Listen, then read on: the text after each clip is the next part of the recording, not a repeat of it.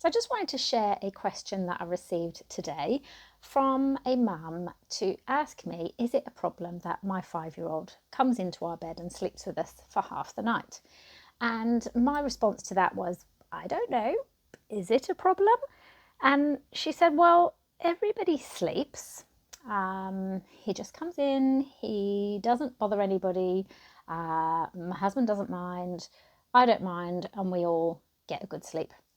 And so I said, okay, well, what makes you think it's a problem? She said, well, I don't know. Is there something that I'm missing that might be a problem?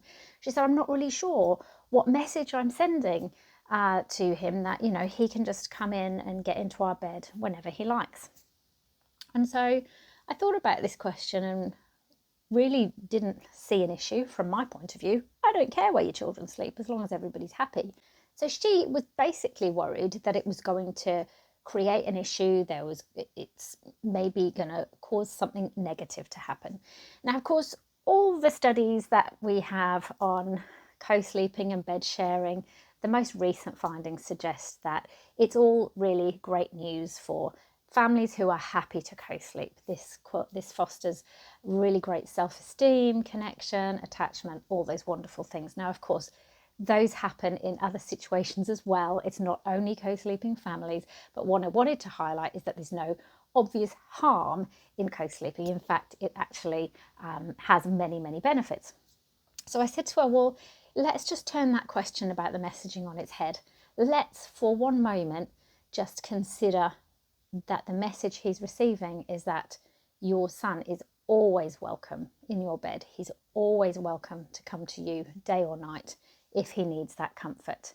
If you think about it in terms of that messaging, then are you as worried about it to know that he feels secure enough to come to you if he needs to? He's not being silly, he's not mucking about, he's not being disruptive, he's just coming to sleep next to you. And I said, imagine as well that potentially the knowledge that he can do that helps to buffer any little stresses that he might be encountering in the day. So when he's at childcare, buffering that separation from you, he might think, that's okay, I get to cuddle mum tonight.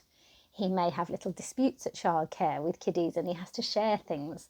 He has to be a big boy, and maybe he doesn't always feel like being a big boy, but maybe in the back of his mind he's thinking, that's okay because I can cuddle with mum and dad tonight.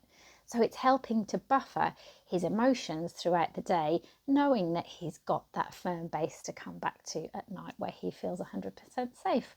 So anyway, I just wanted to share that conversation with you. The mummy I was talking to felt very happy that we'd looked at the situation in a different way.